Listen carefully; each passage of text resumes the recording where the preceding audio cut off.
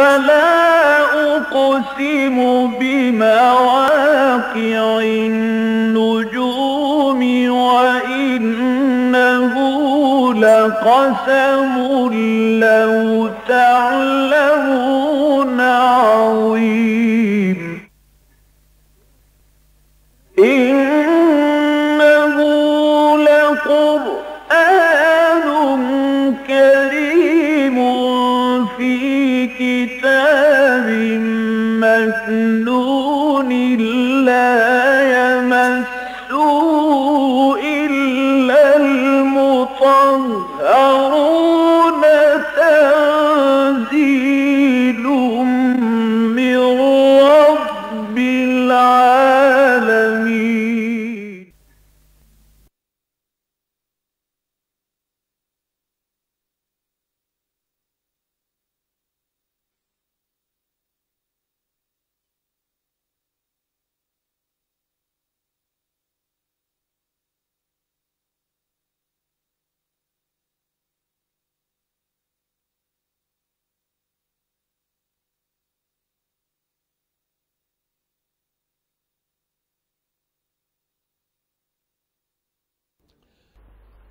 نحمده ونصلي على رسوله الكريم اما بعد فقد قال الله تبارك وتعالى كما ورد في بدء سورة المائدة اعوذ بالله من الشيطان الرجيم بسم الله الرحمن الرحيم يا ايها الذين آمنوا اوفوا بالعقود احلت لكم بهيمة الانعام الا ما يتلى عليكم غير محل الصيد وانتم حرم ان الله يحكم ما يريد صدق الله العظيم. رب اشرح لي صدري ويسر لي امري واحلل عقدة من لساني يفقهوا قولي. اللهم ربنا الهمنا رشدنا واعذنا من شرور انفسنا.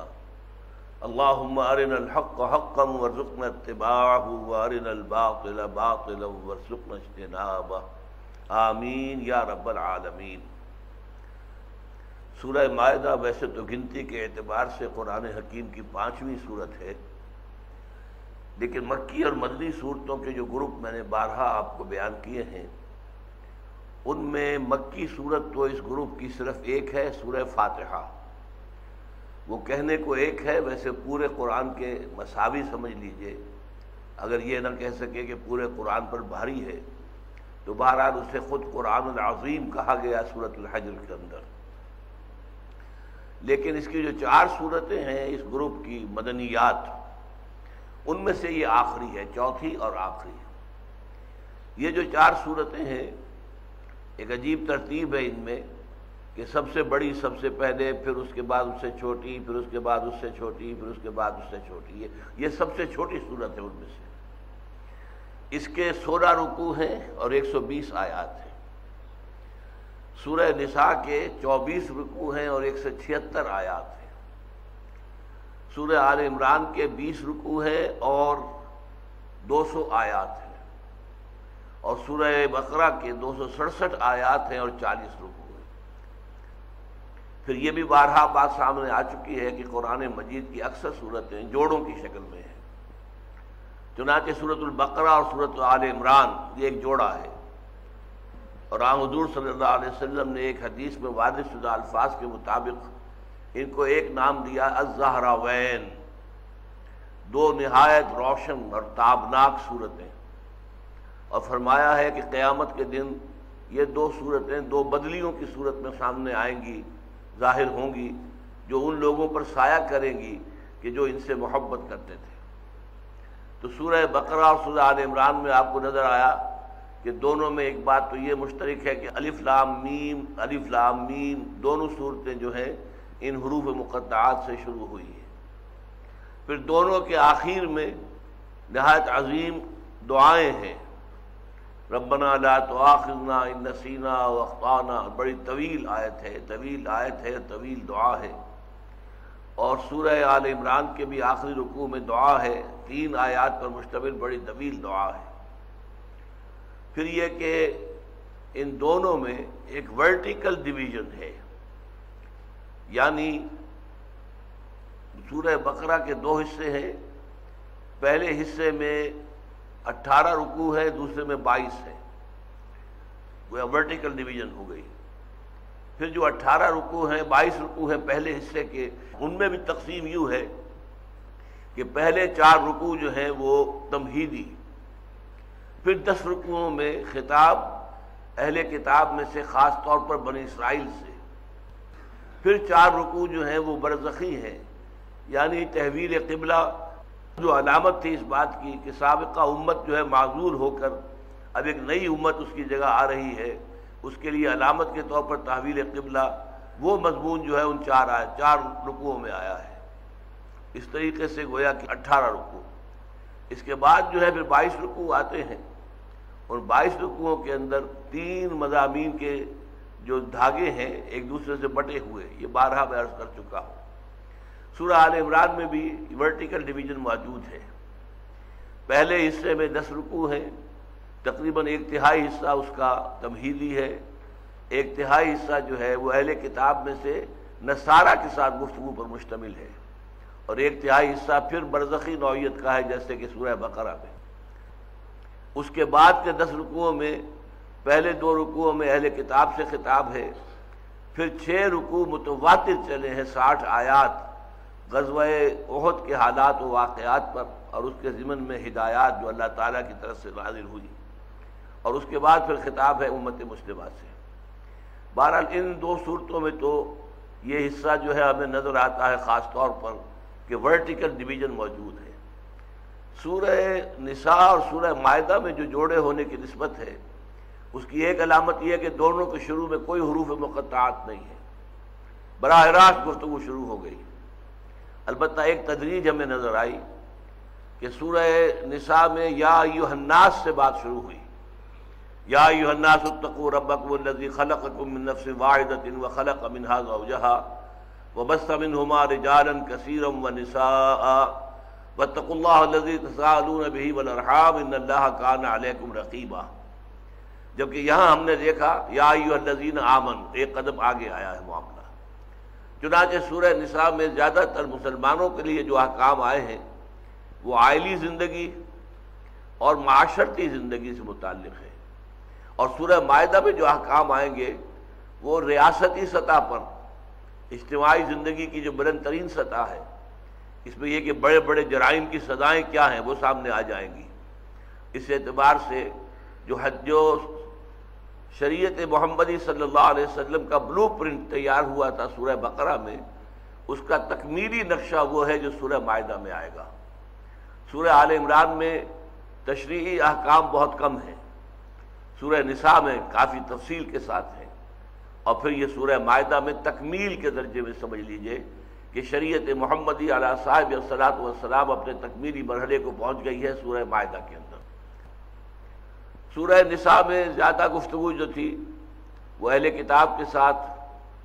نصارہ سے کی گئی، اہل کتاب میں سے بنی اسرائیل سے بھی کی گئی. یہاں بھی آپ دیکھیں گے کہ دونوں سے خطاب آپ کو ملے گا. بس اس توحید کے بعد اب شروع کیجئے. یا ایھا الذین آمنوا اوفوا بالعقود. یہ اوپننگ الفاظ جو ہیں بڑے اہم ہیں. اے ایمان کے دعوے داروں، اپنے عہد اور معاہدوں کی پابندی کیا کرو، انہیں پورا کیا کرو. یہ آپ کو یاد ہوگا کہ ہمارا جو منتخب نصاب ہے مطالعہ قرآن حکیم کا، اس کے دوسرے درس میں یہ بات آتی ہے والموفون بعہدہم اذا عاہدوا، اور وہاں تفصیل سے بیان ہوتا ہے کہ معاشرتی اور قومی زندگی میں اصل میں اکثر و بیشتر معاملات معاہدوں پر مشتمل ہے. معاہدہ ہے ایک جو امپلائر امپلائی کے درمیان ہوتا ہے، معاہدہ ہے ایک جو خریدار اور بیچنے والے کے درمیان ہوتا ہے، معاہدہ ہے ایک جو سرکاری ملازم اور حکومت کے درمیان ہوتا ہے. شادی بھی ایک معاہدہ ہے، سوشل کانٹریکٹ، ایک مرد اور عورت کے درمیان. تو گویا کہ اگر معاہدہ جو ہے اور عہد جو ہے اس کو پورا کرنے کا جذبہ پیدا ہو جائے تو پھر یہ ہے کہ پورے معاشرے کی اسٹریم لائننگ ہو جائے گی، اور پورا معاشرہ جو ہے وہ بہت عمدہ ہو جائے گا، متوازن ہو جائے گا، اور اس میں اطمینان ہوگا اور سکون ہوگا اور باہمی اعتماد ہوگا. یہاں ذرا اسی کو ایک مختلف لفظ سے واضح کیا ہے، اوفوا بالعقود. عقد کہتے ہیں کسی دو چیزوں کے جوڑ دینے کو، اسی لیے گرہ کہلاتی ہے عقدہ. اردو میں بھی ہم بولتے ہیں عقدہ لا ینحل، ایسی گرہ جو حل نہ ہو سکے. ایسی بیچ میں بات آپ پڑھی ہے، مقطع میں آپ پڑھی ہے سخن گسترانہ باس، کہ جو چیز کے آپس میں حل نہ ہو سکے اور جڑی ہوئی ہو اس طور سے وہ عقد ہے. چنانچہ اس کا ایک لطیفہ بھی آتا ہے کہ عرب میں آپ کو معلوم ہے جو لوگ باہر کے ہیں اور وہ ملازمت کرتے ہیں، ان کا ہر سال کانٹریکٹ جو ہے رینیو ہوتا ہے. تو ایک پاکستانی ملازم جو وہاں تھے وہ چھٹی پر آئے اور پیچھے ان کے ایک لیٹر آ گیا تجدید عقد کا، کہ تمہارا جو معاہدہ تھا ہمارا اس کو تازہ کرنا ہے، تو یہ تجدید عہد کے فارم دیے جا رہے ہیں، تو پر کر کے بھیج دو. وہ کہیں بیوی نے دیکھ لیا عقد اور تجدید عقد. اب عقد ہمارے ہاں تو صرف ایک بات کے لیے بولا جاتا ہے، نکاح کا عقد، عقد نکاح. اس لیے وہ اس کے پیچھے پڑ گئے کہ یہ تم نے کیا کیا ہے، وہاں پر تم نے کوئی اور شادی کر لی ہے. تو عقد جو ہے اصل میں عربی زبان میں کسی بھی معاہدے کو دو فریق جس کے اندر جڑ جائیں وہ عقد ہے.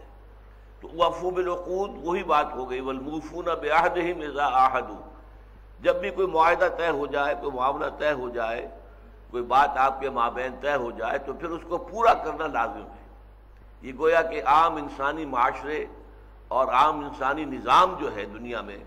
اس کے اعتبار سے بہت اہم چیز ہے. اور اس میں خاص طور پر آگے چل کر آ جائے گا کہ در حقیقت دین بھی ایک معاہدہ ہے اللہ کے ساتھ. جیسے کہ ہم سورہ فاتحہ میں پڑھتے ہیں ایاک نعبد و ایاک نستعین، اے اللہ ہم تیری ہی بندگی کرتے ہیں اور کرتے رہیں گے، اور تجھ ہی سے مدد مانگتے ہیں اور مانگتے رہیں گے. یہ بھی ایک معاہدہ ہے. تو اسی لیے میثاق کہا گیا ہے، میثاق الذی واثقکم بہ. یہ اگلے رکوع میں یہ آیت آ جائے گی کہ مسلمانوں یاد رکھو اب اس میثاق کو جس میں کہ اللہ نے تمہیں باندھ لیا ہے. اس لیے کہ تم نے شریعت کا اقرار کیا، تم نے کہا سمعنا واطعنا، ہم نے سنا اور ہم نے اطاعت قبول کی، تو اب اس کی باس پرس ہوگی. تم اگر کسی معاملے میں اللہ کے حکم کو توڑتے ہو تو گویا کہ اس عہد کی خلاف ورزی کر رہے ہو. اس لیے دین کا معاملہ جو ہے، شریعت کا معاملہ، شریعت بھی بندے اور اللہ کے درمیان ایک معاہدہ ہے، ایک عقد ہے، ایک کانٹریکٹ ہے، ایک میثاق ہے. لہذا اس کا پورا کرنا ضروری ہے. جیسا کہ میں نے عرض کیا تھا، چونکہ شریعت کے تکمیلی احکام اس صورت میں آ رہے ہیں، لہذا اس کے لیے موزوں ترین عنوان یہی الفاظ ہیں، یا ایھا الذین آمنوا اوفوا بالعقود. اس کے بعد ایک ذرا جزوی سا مسئلہ ہے جس کو لیا گیا، احلت لکم بہیمۃ الانعام الا ما یتلی علیکم. تمہارے لیے حلال کیے گئے ہیں چوپائے، مویشیوں کی قسم کے تمام چوپائے. یہاں ذرا سمجھ لیجئے، انعام جو ہیں عرب میں صرف 4 جانوروں کو کہتے تھے، بکرا اور بکری، یہ گویا کہ آپس میں یہ 2 کا جوڑا جو ہے. اسی طریقے سے بھیڑ اور بھیڑو، یہ دوسرا جوڑا ہے، 4 ہو گئے. گائے اور بیل 6 ہو گئے، اور اس کے ساتھ اونٹ اور اونٹنی 8 ہو گئے. ثمانیت ازواج، یہ سورہ انعام کے اندر آیا ہے. ثمانیت ازواج یہ 8 ہیں جو جوڑوں کی شکل میں ہے، ان کو کہتے ہیں انعام. یہ عام مویشی ہیں. بہیمہ کے لفظ کے اضافے سے اس کے اندر توسیع کر دی گئی، یعنی یہ کہ جو چوپائیں ہوئی انہی انعام کے مانند چوپائے ہیں. مثلا ہرن ہے وہ بکری کی طرح ہے، نیل گائے ہے وہ گائے کے مانند ہے. یعنی باقی جتنے حیوانات بھی ایسے ہیں کہ جو گوشت نہ کھاتے ہوں، شکار نہ کرتے ہوں. شکار کرنے والے تمام جانوروں کا گوشت حرام ہے. اور اس میں جو حکمت ہے وہ یہ معلوم ہوتی ہے کہ ہر حیوان کے گوشت میں اس کی اپنی سرشت کے اثرات ہوتے ہیں. جو شکار کرنے والا ہے، شیر کر رہا ہے شکار، چیتا کر رہا ہے شکار، بھیڑیا کر رہا ہے شکار، ان کے اندر جو ہے ایک طرح کی خونخواری موجود ہے. لہذا جو لوگ قومیں ان کا گوشت کھائیں گی ان کے اندر بھی وہ خونخواری پیدا ہو جائے گی. جیسے کہ خنزیر کے گوشت سے متعلق سمجھ لیجئے کہ خنزیر جو ہے تمام حیوانات میں سب سے زیادہ، یوں سمجھیے کہ بے شرم حیوان ہے، غیرت نام کو نہیں ہے. اور ظاہر بات ہے کہ جن لوگوں نے خنزیر کے گوشت کو اپنے اوپر حلال کر لیا ہے، غیرت کے اعتبار سے وہ بھی مردہ قومیں ہو چکی ہیں، ان کے اندر غیرت نام کی کوئی شے نہیں ہے. تو اس لیے فرمایا کہ جو جانور ایسے ہیں جو گھاس پات کھاتے ہیں، جیسے کہ ہرن ہے وہ کوئی شکار نہیں کرتا، گوشت نہیں کھاتا، نیل گائے ہے وہ کوئی شکار نہیں کرتی، گوشت نہیں کھاتی، اسی طرح پرندوں میں بھی وہ پرندے جو شکار کرتے ہیں اور گوشت کھاتے ہیں، عقاب ہے، شاہین ہے، یہ جتنے بھی اس قسم کے پرندے ہیں وہ شکار کرتے ہیں، ان میں درندگی ہوتی ہے، ان کا گوشت بھی حرام کر دیا گیا۔ تو یہ ایک حکمت نظر آتی ہے کہ کسی بھی جانور کے گوشت میں اس جانور کا جو اپنا مزاج ہے، اس کی جو سرشت ہے، اس کا ایک اثر جو ہے وہ گوشت کے کھانے والے کے اندر پیدا ہو جاتا ہے۔ لہذا احلت لکم بہیمۃ الانعام، چوپائے تو حلال کیے ہی گئے، اس کی تفصیل سورہ انعام میں آ چکی اس لیے کہہ رہا ہوں کہ سورہ انعام مکی ہے، اور یہ ہم مدنی سورت جو ہے جس کا زمانہ نزول سن 6 ہجری کا آخری دور جو ہے، آخری حصہ، یا سن 7 ہجری کا ابتدائی اوائل کا حصہ ہے، لہذا سورہ انعام جو ہے وہ تو گویا کہ یوں سمجھیے کہ اس سے 7-8 سال پہلے نازل ہو چکی، تو اس میں جو ہے تفصیل بیان ہو چکی۔ انعام ثمانیۃ ازواج، وہ جو میں نے ابھی گنوائے ہیں 8 حیوان جوڑوں کی شکل میں جو ہے، بکرا ہے، بکری ہے، بھیڑ ہے اور بیڑو ہے، اور گائے ہے اور بیل ہے، اور اونٹ ہے اور اونٹنی ہے، ان کا گوشت کھانا، ان کا دودھ پینا حلال ہے۔ اللہ فرمایا احلت لکم بہیمۃ الانعام الا ما یتلی علیکم، سوائے ان چیزوں کے جو تمہیں پڑھ کر سنائی جاتی ہیں یا جائیں گی، اس لیے کہ سورہ انعام میں بھی یہ باتیں آ چکی، سورہ بقرہ میں بھی آ چکی۔ 4 چیزوں کی حرمت 2 دفعہ قرآن میں اس سے پہلے آ چکی ہے، یعنی لحم الخنزیر جو سور کا گوشت، پھر دم یعنی خون، اور تیسرے نمبر پر کوئی شے، کوئی جانور کے جو اللہ کے سوا کسی اور کے نام پر حلال کیا گیا ہو، اور چوتھے مردار۔ یہ 4 کا جو ہے حرمت کا معاملہ جو ہے یہ سورہ انعام میں بھی ہے اور سورہ بقرہ میں بھی ہے، لیکن یہاں آگے چل کر آپ دیکھیں گے اس کی کچھ وضاحت کی گئی مزید، کیونکہ پھر وہی بات کہ یہ شریعت کی تکمیلی صورت ہے۔ تو احلت لکم بہیمۃ الانعام الا ما یتلی علیکم غیر محل الصید وانتم حرم، اس میں ایک تو وہ چیزیں مستثنیٰ ہو گئیں جن کا ذکر آگے کیا جائے گا، اور دوسری شرط یہ ہے کہ نہ شکار کرتے ہوئے اس حال میں کہ تم احرام میں ہو، اگر تم احرام کی حالت میں ہو تو شکار نہیں کر سکتے، چاہے ہرن صاف نظر آ رہا ہے، پاس ہی بیٹھا ہوا ہے، آپ ایک تیر چلائیں تو وہ جو ہے ہلاک ہو جائے گا یا آپ کے وہ زخمی ہو جائے گا، آپ اسے جا کر ذبح کر دیں گے، لیکن نہیں، اجازت نہیں ہے۔ ہاں یہ نرمی کی گئی ہے، صرف سمندری جو حاجی ہوں یا عمرے کے لیے جا رہے ہوں سمندر کے راستے سے، وہ مچھلی شکار کر سکتے ہیں۔ سمندر میں ظاہر بات ہے کہ کوئی اور ذریعہ جو ہے وہ خوراک کا ہوتا نہیں ہے، آپ اگر صحرا میں سفر کر رہے ہیں تو کوئی درخت ہیں، کوئی پھل ہے، کوئی جڑیں ہیں مختلف پودوں کی، ان کو کھا کر بھی گزارا ہو سکتا ہے، اگر آپ اپنے ساتھ جو ہے وہ زاد راہ لے کر نہیں چلے تب بھی گزارا ہو جائے گا، انسان مرے گا نہیں۔ لیکن ظاہر بات ہے کہ آپ ایک جہاز میں ہیں، ایک کشتی میں سفر کر رہے ہیں، تو مچھلی کے سوا تو کوئی اور غذا آس پاس کہیں ہے ہی نہیں، لہذا وہاں جو ہے ان حاجیوں کے لیے اور عمرہ کرنے والوں کے لیے جو احرام کی حالت میں ہوں وہ سمندری شکار جائز کیا گیا، لیکن بر پر، خشکی پر کوئی شکار جائز نہیں ہے۔ غیر محل الصید وانتم حرم ان اللہ یحکم ما یرید، اللہ تعالی فیصلہ کرتا ہے اور حکم دیتا ہے جو چاہتا ہے۔ یہ بہت اہم آیت کا ٹکڑا ہے یہ، کہ اللہ تعالیٰ کا اختیار مطلق ہے، وہ شارع مطلق ہے، وہ حکم دینے کا اختیار اسے حاصل ہے جو چاہے۔ اس میں ایک عجیب نکتہ یہ ہے جو اہم ہے کہ ہم بعض اوقات اس کھوج میں پڑ جاتے ہیں، شراب حرام ہے کیوں ہے، سود حرام ہے کیوں ہے، یا خنزیر کا گوشت حرام ہے کیوں ہے۔ اس کیوں کو اپنے سامنے سے بالکل ہٹا دو۔ ہاں اگر تحقیق کے نتیجے میں کوئی بات معلوم ہو سکے، جیسا کہ میں نے ابھی سور کے گوشت کے بارے میں بتایا کہ بے حیائی جو ہے اس کے اندر موجود ہے، تو آپ کو پھر سونے پر سہاگا ہو جائے گا اور آپ کو ایک اطمینان قلب حاصل ہو جائے گا۔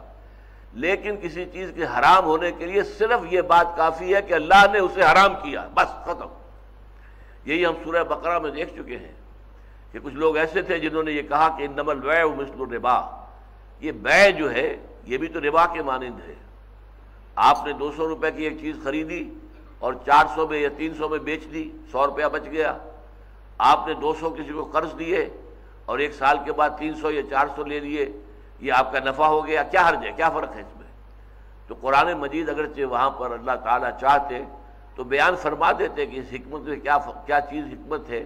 اور کس کی بنیاد پر یہ فیصلہ کیا جا رہا ہے کہ فرق ہے، بیع اور ہے اور سود اور ہے، لیکن وہاں صرف ایک بات کہی گئی، وَأَحَلَّ اللَّهُ الْبَيْعَ وَحَرَّمَ الرِّبَا، اللہ نے بیع کو حلال کیا ہے اور ربا کو حرام کیا ہے۔ وہ مالک الملک ہے، وہ مطلق ہے، وہ شارع مطلق ہے، وہ حکم دینے والا ہے، وہ حاکم ہے، تمہیں اس سے آگے کوئی چون و چرا کرنے کا حق حاصل نہیں ہے۔ یا تو کہو تم مانتے نہیں اللہ کو، تم مانتے نہیں محمد کو کہ وہ اللہ کے رسول ہیں صلی اللہ علیہ وسلم، تم مانتے نہیں قرآن کو کہ وہ اللہ کا کلام ہے، تب تو ٹھیک ہے، پھر تم سے بات اس موضوع پر نہیں ہوگی کہ سود کیوں حرام ہے اور خنزیر کا گوشت کیوں حرام ہے، پھر تو پہلے بات ہوگی کہ اللہ کو مانو،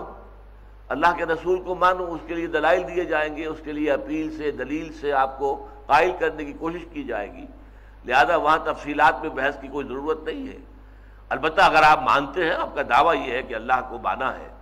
اور اللہ کے رسول کو مانا ہے، محمد صلی اللہ علیہ وسلم کے کہ وہ اللہ کے رسول ہے، وما ينطق عن الهوى ان هو الا وحی یوحى،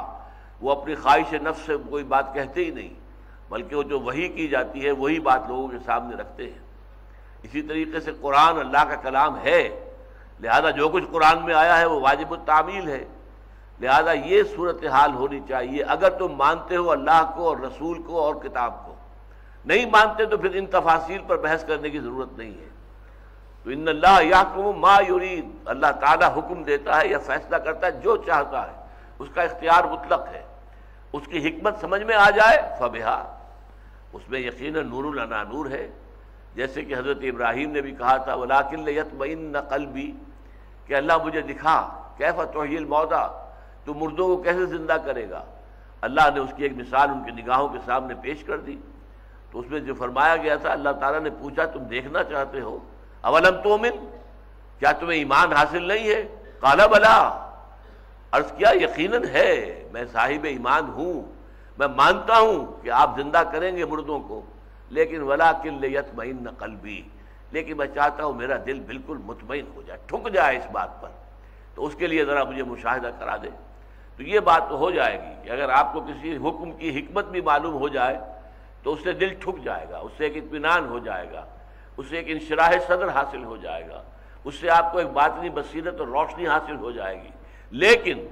حکم کا ماننا اور حکم کی فرما برداری اس پر منحصر نہیں ہے کہ وہ بات آپ کی سمجھ میں آئے،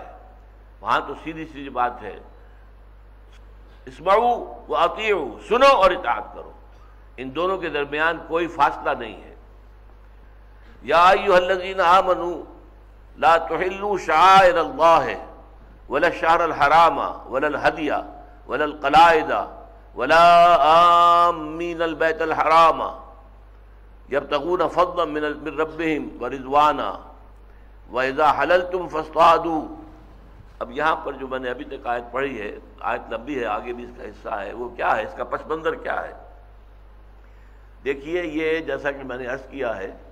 یہ صلح حدیبیہ کے بعد یہ صورت نازل ہوئی ہے۔ اب مکے والوں کی طرف سے تو امن حاصل ہو گیا مسلمانوں کو، لیکن چونکہ مکے والوں نے 6 سال تک روکے رکھا کہ کوئی مسلمان جو ہے وہ زیارت نہیں کر سکتا کعبہ شریف کی، اور نہ وہ عمرہ کر سکتا ہے نہ حج کر سکتا ہے، تو ایک غصہ، ایک وینجینس، ایک طرح کا انتقامی سا جذبہ پیدا ہو جانا بالکل فطری ہے۔ تو اب یہ کہ بہت سے جو قبیلے ہیں، ان کے جو حاجی جاتے تھے حج کرنے کے لیے، مشرک تھے وہ، لیکن حج تو موجود تھا ان میں، سنت ابراہیمی کا یہ ایک عمل جو ہے ان کے یہاں مسلسل چلا آ رہا تھا، حج کرتے تھے، تو حج کے لیے قافلے آ رہے ہیں اور وہ اسلامی مملکت کی حدود میں سے ہو کر گزر رہے ہیں، تو کہیں ایسا نہ ہو اے مسلمانوں کہ تمہارے اندر وہ جو انتقام کا جذبہ ہے وہ تمہیں ان حاجیوں پر زیادتی کرنے پر آمادہ کر دے۔ ان لوگوں نے ہمیں روکا ہوا، ان کو بھی روکو اور ان کا مال ضبط کرو، اور جو جانور یہ حجی کے لیے لے جا رہے ہیں انہیں ان سے ضبط کر دو اور انہیں ذبح کر کے کھاؤ۔ ایسی کوئی شکل ہے مسلمانوں تمہاری طرف سے نہیں ہونی چاہیے۔ انہوں نے جو زیادتی کی اس کے جواب دے وہ عند اللہ ہو جائیں گے، لیکن تمہاری طرف سے زیادتی نہیں ہونی چاہیے۔ تو اس کے لیے گنوا دی ہیں چیزیں، یا ایھا الذین آمنوا لا تحلوا شعائر اللہ، یہ سب سے موٹی بات ہو گئی۔ شاعر کسے کہتے ہیں؟ شعیرہ کہتے ہیں کسی شے کا شعور بیدار کرنے والی چیز، کوئی عقلی اور روحانی حقیقت ہے جو اتنی لطیف ہے کہ عام طور پر وہ ذہن میں مستحضر نہیں رہتی، اس کے لیے کوئی علامت مقرر کر دی جائے تو علامت کو دیکھتے ہی وہ شے یاد آ جائے گی، یہ شعیرہ ہے، اس کی جمع شعائر ہے۔ اللہ کی کتاب سب سے بڑا شعیرہ ہے، بیت اللہ شریف سب سے بڑا شعیرہ ہے۔ سورہ بقرہ میں ہم پڑھ چکے ہیں ان الصفا والمروہ من شعائر اللہ، صفا اور مروہ کی پہاڑیاں جو ہیں یہ بھی اللہ کے شعائر میں سے ہیں۔ ان پہ جو چکر لگائے تھے حضرت ہاجرہ نے سلام علیہا پانی کی تلاش میں کہ کوئی مجھے نظر آ جائے، کوئی قافلہ جاتا ہوا نظر آ جائے، کبھی وہ صفا کے اوپر چڑھتی تھی اور جا کر اوپر سے دیکھتی تھی کہیں کوئی انسان نظر آئے جس کو میں پکار سکوں کہ کچھ پانی ہمیں دو، میرا بچہ جو ہے شیر خوار وہ دم توڑ رہا ہے، رو رہا ہے، ایڑیاں رگڑ رہا ہے، پانی نہیں ہے۔ پھر وہاں سے مایوس ہو کر دوڑتی تھی مروہ کی طرف، اور مروہ پہ جا کر وہی کام پھر دیکھ رہی ہے، جھانک رہی ہے، کوئی انسان نہ ادھر نظر آیا نہ ادھر نظر آیا۔ البتہ اللہ کے فضل سے کیا ہوا کہ جہاں حضرت اسماعیل ایڑیاں رگڑ رہے تھے وہاں سے چشمہ برآمد ہو گیا، وہی زمزم ہے۔ زمزم کے معنی رکو رکو۔ اب وہ پانی نکل کے ادھر ادھر پھیل رہا تھا تو حضرت ہاجرہ نے کیا کیا، ادھر سے مٹی وغیرہ جمع کر کے کہ رکے یہ پانی جمع ہو جائے، ورنہ ادھر ادھر بہہ گیا تو ضائع ہو جائے گا، جذب ہو جائے گا۔ زمزم، رکو رکو، ٹھہرو ذرا ٹھہرو تاکہ میں تمہارے لیے ایک تالاب کی شکل بنا لوں، تو یہ زمزم ہے۔ بہرحال یہ شاعر اللہ میں سے ہے کہ ان کا جب طواف کیا جاتا ہے تو یاد رہتا ہے انسان کو کہ اسی انداز میں حضرت ہاجرہ علیہ السلام جو ہے اسی طریقے سے دوڑتی رہی تھی۔ اس میں درمیان کا حصہ دوڑنے کا بھی ہے، سعی کا ہے باقاعدہ۔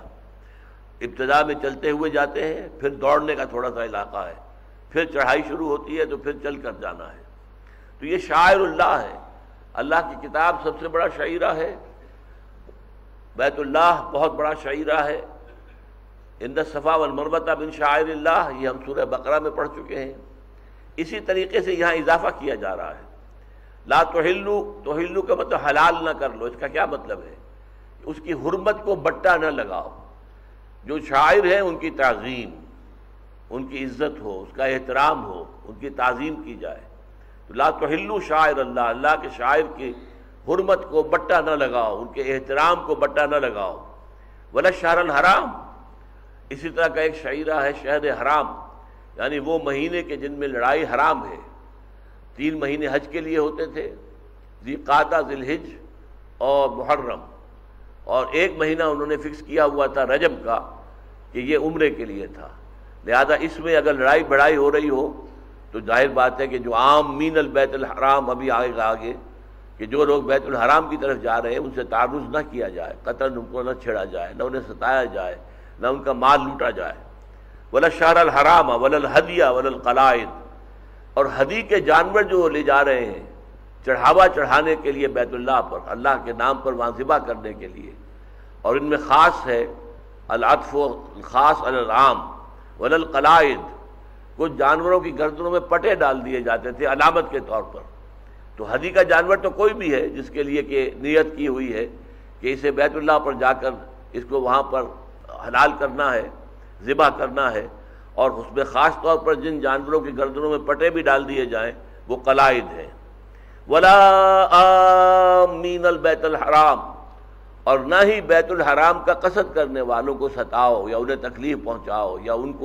ان کی حرمت کو بٹا نہ لگاؤ کہ وہ بھی شاعر اللہ میں سے ہیں۔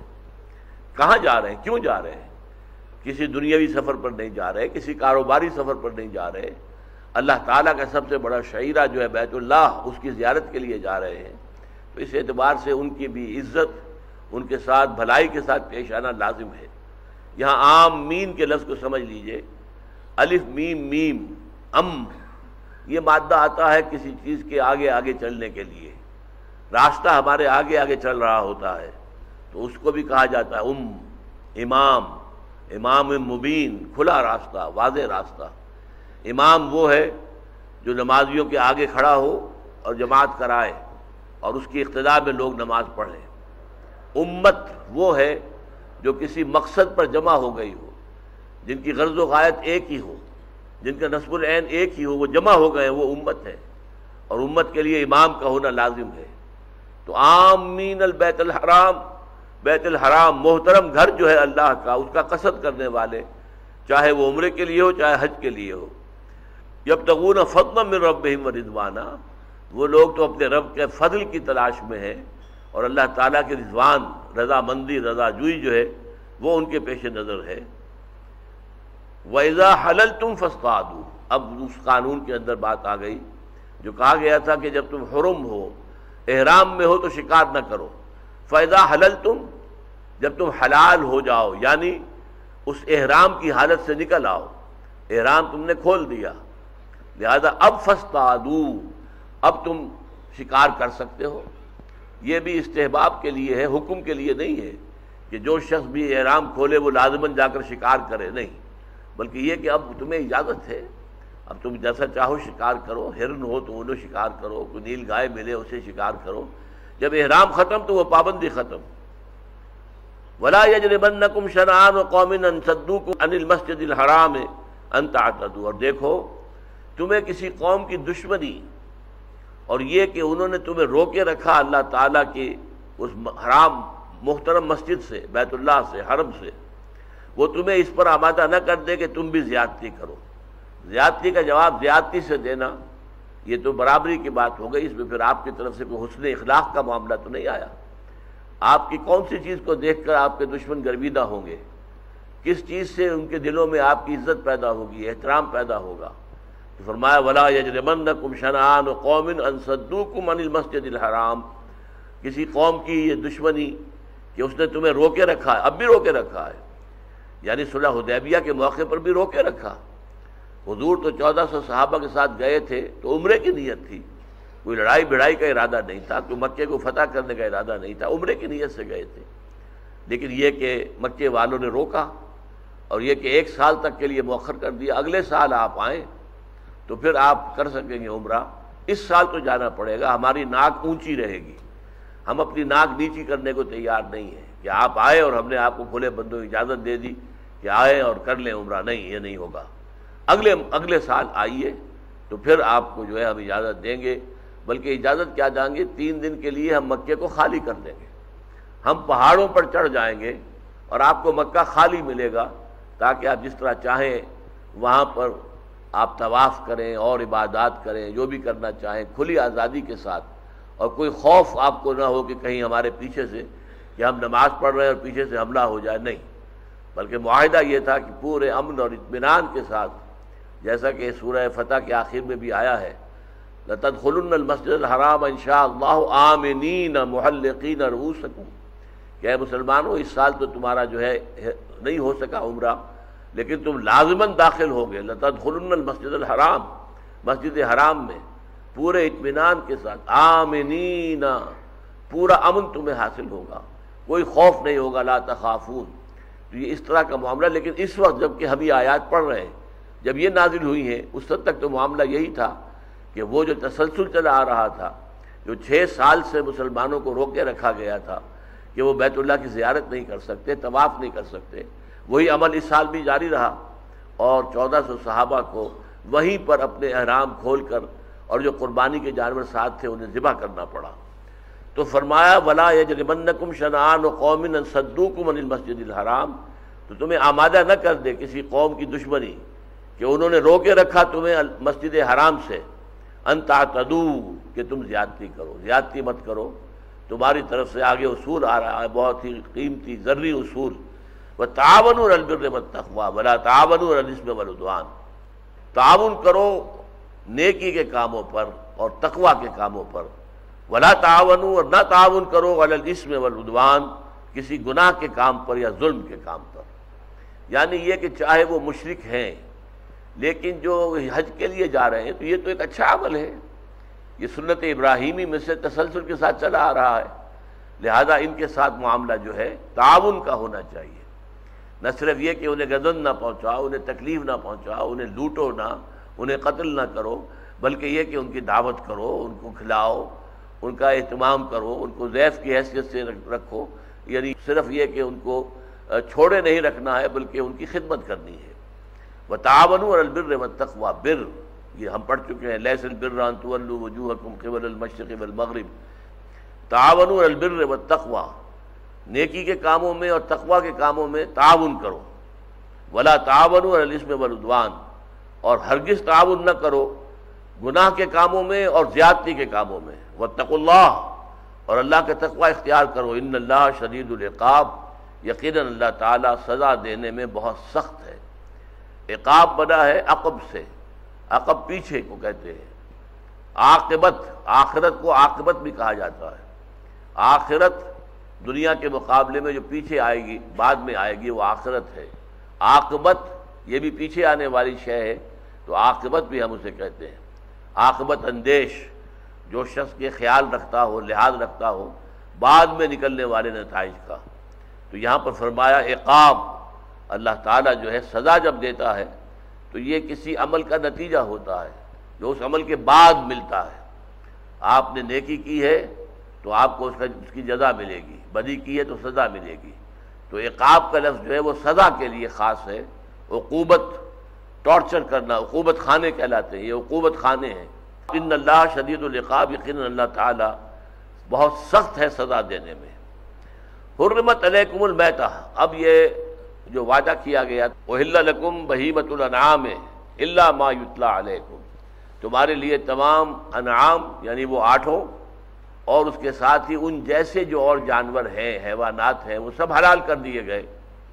اور اس کے الا ما یتلی علیکم، سوائے ان کے کہ جو تمہیں پڑھ کر سنا دیے جاتے ہیں یا سنا دیے جائیں گے۔ اب یہ اس کا وعدہ جو ہے وہ پورا ہو رہا ہے۔ حرمت علیکم المیتۃ، میتۃ حرام کر دیا گیا ہے تم پر مردار، مردار کہیں پڑا ہوا ہے، جانور مرا ہوا ہے، اس کو کھانا، اس کا گوشت کاٹ کے کھانا، لا حول ولا قوت الا باللہ،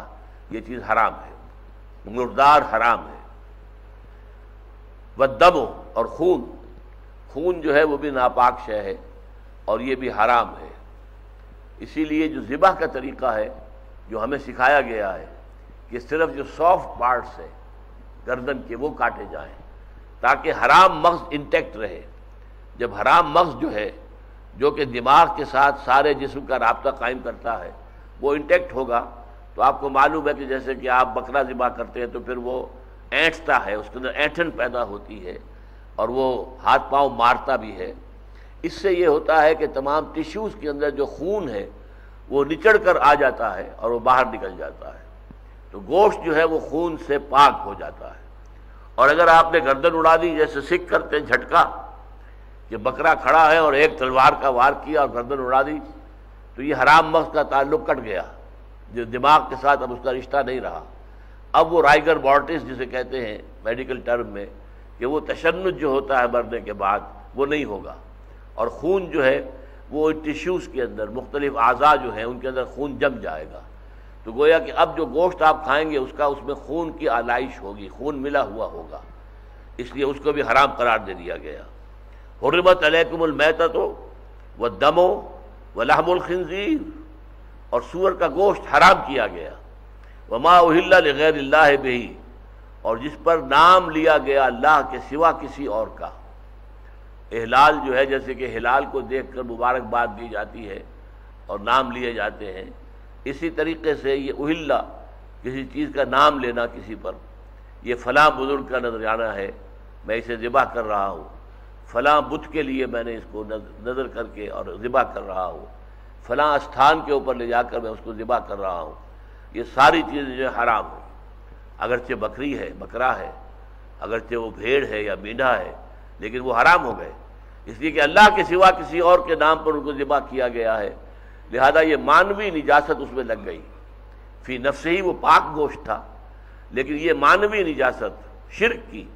اس کی وجہ سے وہ حرام ہو گیا۔ اب اس کے بعد میتا جو ہے مردار، اس کی قسمیں بیان کی جا رہی ہیں۔ والمنخنقۃ، وہ جانور جو گردن گھٹنے کی وجہ سے، گلا گھٹنے کی وجہ سے مر جائے۔ آپ نے کبھی دیکھا ہوگا بکریوں کا معاملہ خاص طور پر ہوتا ہے، کسی کھوٹے سے بنی ہوئی رسی کے ساتھ وہ کوئی ایسا چکر وکر کھایا کہ وہ رسی ان کے گلے کے گرد لپٹتی چلی گئی۔ اب جتنا ہاتھ پاؤں مار رہی ہے وہ اپنے اس سے نکلنے کے لیے، اتنا ہی وہ جو بند ہے اور جو گھٹن ہے اس رسی کی وہ بڑھتی جا رہی ہے، یہاں تک کہ وہ مر جاتی ہے۔ یہ منخنقہ ہے۔ یعنی جو گلا گھٹنے سے مر گئی، والموقوذہ اور جس کو کوئی چوٹ لگی اور اس سے وہ جانور مر گیا، والمتردیہ اور وہ جانور جو کہیں بلندی سے نیچے گرا، کوئی چٹان تھی اور دوڑتا ہوا چلا آ رہا تھا، چٹان اچانک ختم ہو گئی اور وہ نیچے گیا اور مر گیا، والمتردیہ والنتیحہ اور دو حیوان آپس میں لڑ پڑے اور ایک کے سینگ سے دوسرا جو ہے ہلاک ہو گیا، تو جو سینگ مرنے لگنے کی وجہ سے ہلاک ہوا ہے وہ بھی حرام ہو گیا، وما اکل السبع اور جو بھی کچھ درندے کھا لیں، درندے نے ہرن کا شکار کیا، اس میں سے کچھ کھایا، ناشتہ کیا، باقی چھوڑ دیا، اور وہ رکھتا ہے اس لیے کہ پھر میں بعد میں آ کے کسی وقت کھاؤں گا، اتنے میں آپ پہنچ گئے اور آپ کو جانور مل گیا، گوشت مل گیا، معلوم ہوا تازہ تازہ ہی اس کو اس نے جو ہے کھایا ہے، لیکن یہ کہ اگر وہ مردار ہے، مر چکا ہے تو حرام ہے، لیکن اگر اس میں ابھی زندگی باقی ہے، صرف گوشت کھایا گیا، مثلا ایک ٹانگ کھائی گئی ہے یا دونوں ٹانگیں کھا لی گئی ہیں، تو اس سے یہ کہ موت نہیں آتی،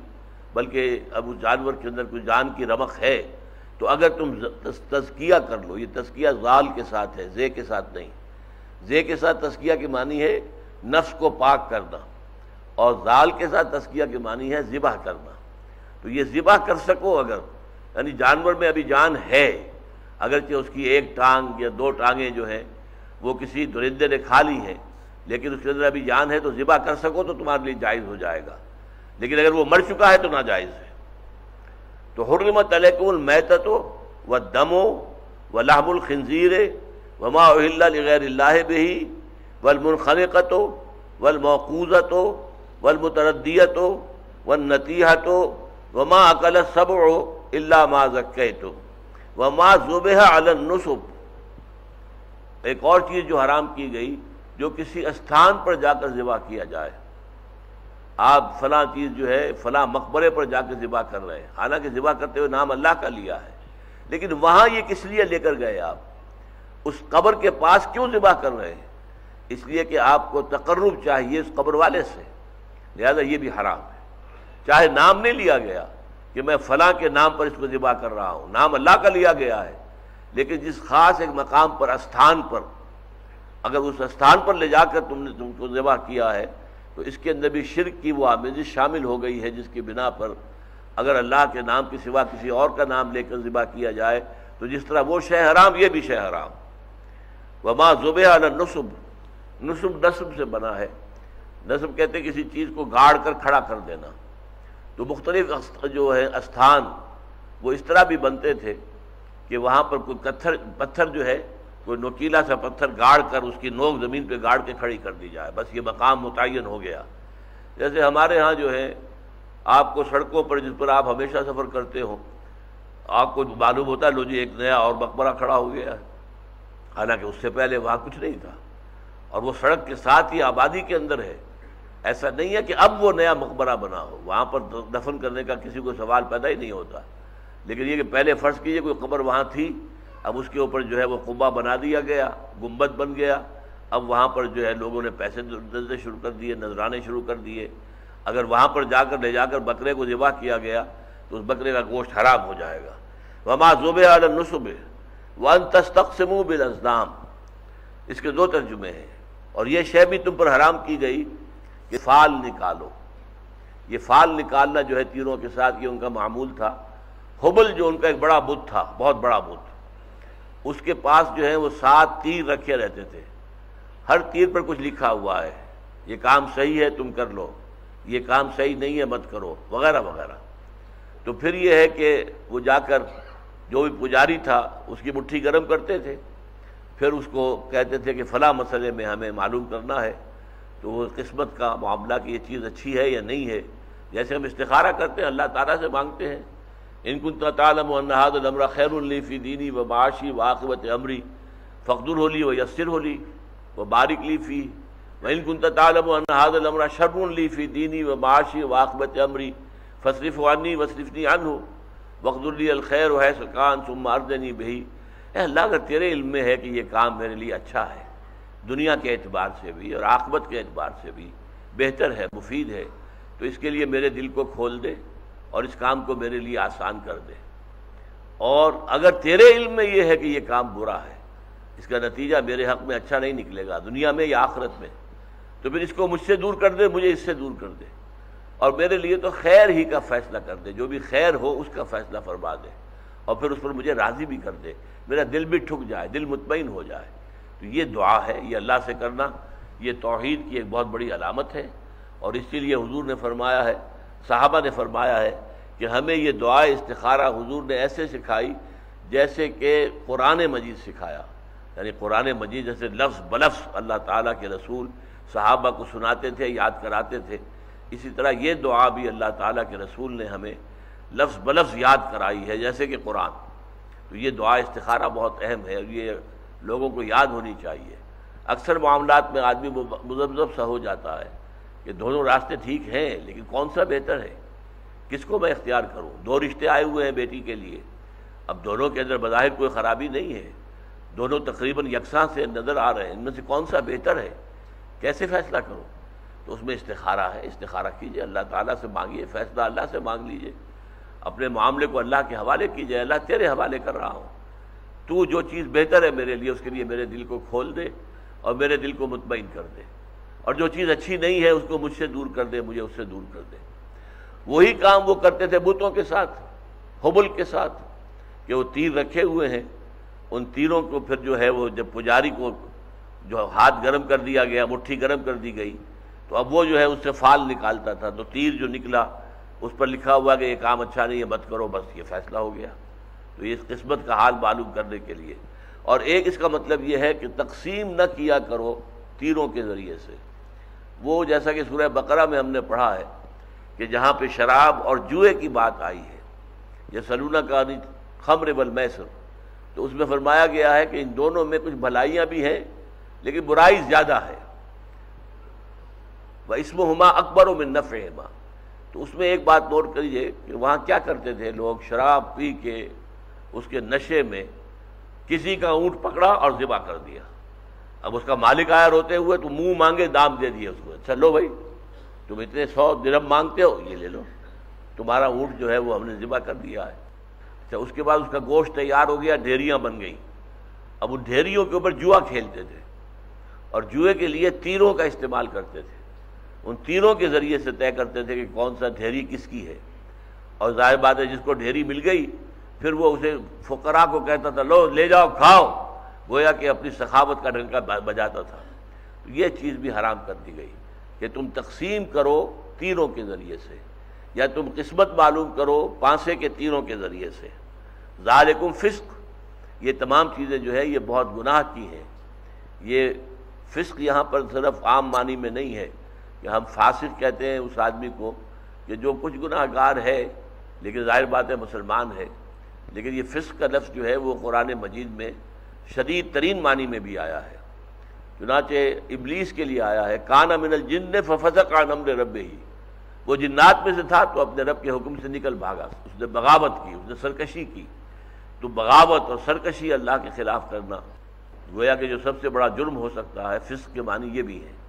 ذالکم فسق، یہ ساری چیزیں گناہ کے اور بڑے گناہ کے کام ہیں۔ الیوم یئس الذین کفروا من دینکم فلا تخشوهم واخشونی، یہ بھی بہت اہم الفاظ ہیں۔ آج الیوم سے مراد کوئی ایک دن مقرر نہیں ہے بلکہ اب صورت یہ ہو گئی ہے، یعنی صلح حدیبیہ کے بعد، کہ صلح حدیبیہ کا مطلب کیا تھا کہ قریش نے مسلمانوں کو تسلیم کر لیا، they are a power to reckon with, اب مسلمانوں کو ماننا پڑے گا۔ جب صلح آپ کرتے ہیں کسی سے تو گویا کہ آپ نے اسے تسلیم کیا ہے، وہ ایک پارٹی ہے، اور جب آپ ان کے درمیان صلح ہو رہی ہے تو گویا کہ دو پارٹیز کے درمیان صلح ہو رہی ہے۔ اس سے پہلے وہ حضور کو تسلیم کرنے کو ہی تیار نہیں تھے، لیکن صلح حدیبیہ میں جب ایک صلح ہوئی ہے حضور سے تو گویا کہ انہوں نے تسلیم کر لیا کہ ہاں محمد صلی اللہ علیہ وسلم اور ان کے رفقاء رضی اللہ تعالی عنہم اجمعین، محمد الرسول اللہ والذین معہ، اب یہ ایک طاقت ہے، ان کو ماننا تسلیم کرنا پڑ رہا ہے۔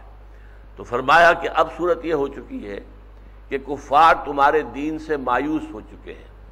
الیوم یئس الذین کفروا من دینکم، کس اعتبار سے مایوس ہو چکے؟ ایک تو اس اعتبار سے مایوس ہو چکے کہ ہم اس دین کو اب ختم نہیں کر سکتے، اب یہ ہمارے سطح سے، ہماری حدود سے باہر نکل چکا، ہمارے حد امکان سے باہر نکل چکا، اب اسے جو قوت حاصل ہو چکی ہے، جو تمکن حاصل ہو چکا ہے، اب کوئی امید نہیں ہے کسی ریموٹ انداز میں بھی کہ ہم اس دین کو ختم کر سکیں۔ یہ تو بڑھے گا، پھیلے گا، پھولے گا، پھلے گا۔ اور دوسرے یہ کہ ہم ان میں سے کسی کو بھی واپس نہیں کلیم کر سکتے۔ یہ بڑے پختہ ہیں، بڑے مضبوط ہیں، اپنے دین پر، اپنے ایمان پر یہ بہت مضبوطی کے ساتھ جمے ہوئے ہیں، لہذا ان میں سے کسی ایک کے بارے میں بھی توقع نہیں ہے کہ وہ واپس اپنے آبائی دین میں آئے گا۔ تو الیوم یئس الذین کفروا من دینکم، اچھا اب ایسی حالت میں جب کوئی لوگ آ جاتے ہیں تو جھنجھلاہٹ میں ہو سکتا ہے کوئی قدم اٹھائیں۔ یہ جھنجھلاہٹ جو ہے یہ بھی انسان سے عقل سے ماوراء کوئی قدم اٹھوا دیتی ہے۔ تو فرمایا یہ جھنجھلاہٹ ان کی شاید کو ظاہر ہو جائے،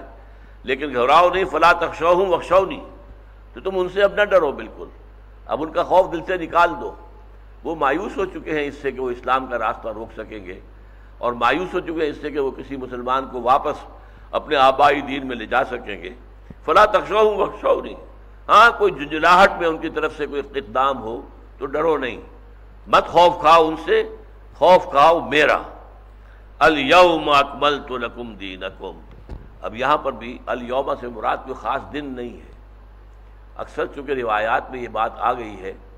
کہ یہ حجۃ الوداع کے موقع پر یہ آیت نازل ہوئی ہے، کیونکہ دین کامل ہو گیا تھا اور حضور صلی اللہ علیہ وسلم کی گویا کہ اب رحلت کا عمل شروع ہو رہا تھا۔ حج کے فوراً بعد سے آپ کی بیماری شروع ہوئی ہے، اور آپ کو معلوم ہے کہ اس کے بعد 80 دن غالباً حضور اس دنیا میں رہے ہیں بقید حیات دنیاوی، اور اس کے بعد اللہم فی الرفیق الاعلیٰ، رفیق اعلیٰ کی طرف مراجعت فرمائی ہے۔ تو اس اعتبار سے الیوم یعنی اس اعتبار سے تو بڑی مناسبت ہے کہ عین حجۃ الوداع کے موقع پر یہ آیت نازل ہوئی ہو، اسی طرح مشہور بھی ہو گئی ہے۔ لیکن یہ سلسلہ کلام دیکھتے ہوئے معلوم ہوتا ہے کہ ایسا نہیں ہے کہ یہ بعد میں آئی ہو اور جا کر یہاں پر جو ہے اسے ٹانک دیا گیا ہو، بلکہ سلسلہ کلام میں بالکل مسلسل ہے۔ معلوم ہوتا ہے کہیں بات ٹوٹ نہیں رہی۔ الیوم اکملت لکم دینکم واتممت علیکم نعمتی، تو یہ سن 7 ہجری سمجھ لیجئے کہ اس میں یہ صورت آیت نازل ہو رہی ہے، تو اسی وقت نازل ہوئی۔ لیکن اس کا ظاہر بات ہے قرآن مجید جب نازل ہوتا تھا تو پوری دنیا میں اس کا چرچا تو نہیں ہو جاتا تھا، وہ کچھ لوگوں کو صاحب علم لوگوں کے علم میں آ گیا، لیکن یہ ہے کہ اکثر لوگ تو غافل ہیں۔ لیکن اب یہ کہ اس کو خاص حجۃ الوداع کے موقع پر حضور نے بڑے اہتمام کے ساتھ یہ الفاظ کہے، تو لوگوں نے سمجھا کہ شاید یہ نازل ابھی ہوئے ہیں۔ جن کے علم میں یہ نہیں تھا کہ یہ پہلے سے نازل شدہ الفاظ ہیں، انہوں نے یہ سمجھا کہ یہ ابھی نازل ہوئے۔ تو عام طور پر گمان یہی ہے مفسرین کا،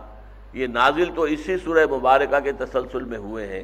لیکن یہ ہے کہ حجۃ الوداع کے موقع پر خاص اس کی شان کا ظہور ہوا، اس اعتبار سے یہ سمجھا جاتا ہے کہ یہ حجۃ الوداع کے روز نازل ہوئی۔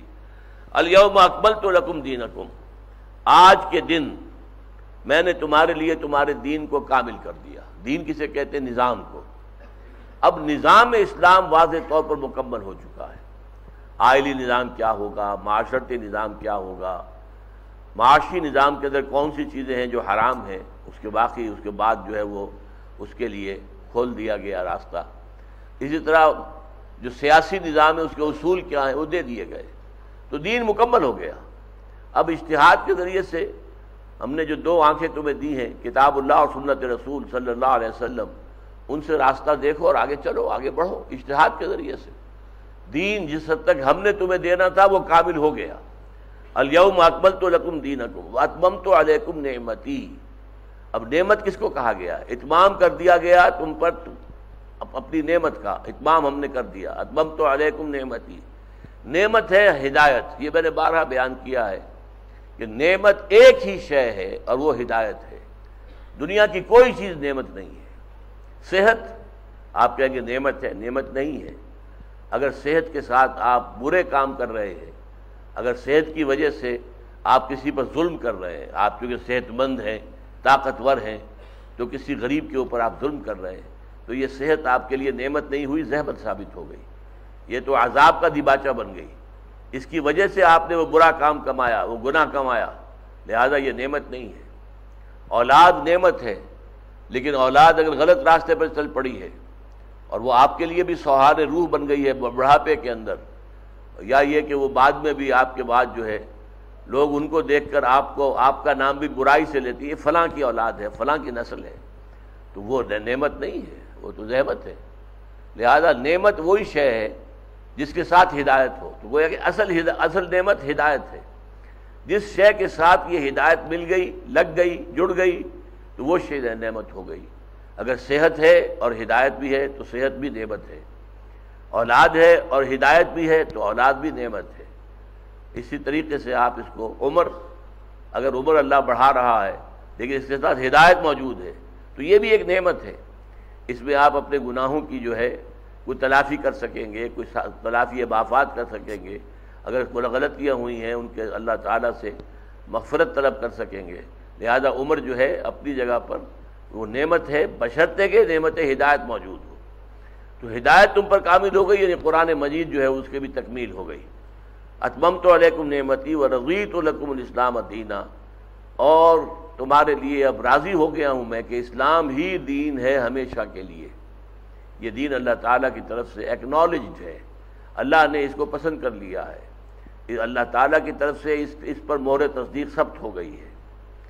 فمن اضطر فی مخمصۃ غیر متجانف لإثم فإن اللہ غفور رحیم۔ اب چونکہ آیا تھا حرمت علیکم المیتۃ والدم ولحم الخنزیر، وہ جو طویل آیت آئی تھی، اب اس میں ایک استثناء بیان کیا جا رہا ہے۔ یہ ہر جگہ آیا، سورہ انعام میں بھی آیا ہے، سورہ بقرہ میں بھی آیا ہے۔ اگر کوئی شخص اضطرار کی حالت میں آ جائے، اضطرار ضرر سے بنا ہے، ضرر میں باب افتعال ہوگا، تو اضطراب جو ہے وہ اضطرار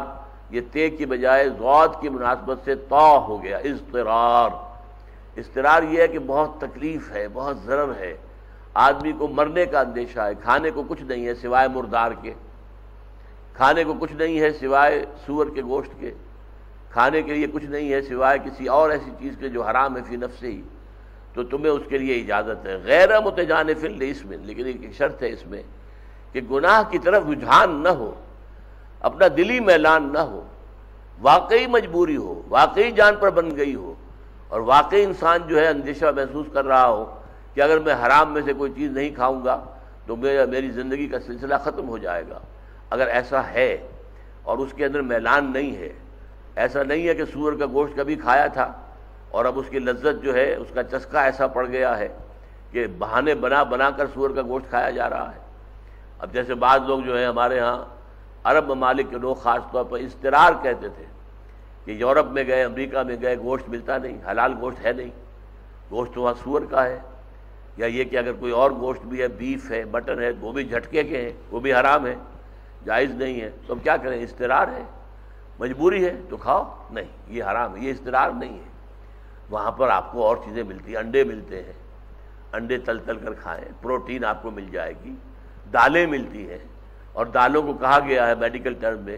کہ یہ پور مینز میٹ ہے، دالوں کے اندر بھی وہ پروٹین موجود ہیں کہ جو گوشت کے ذریعے سے ہمیں حاصل ہوتی ہیں، اور سبزیاں ہیں، ترکاریاں ہیں، ساری چیزیں موجود ہیں۔ گوشت کھانا کوئی فرض نہیں ہے،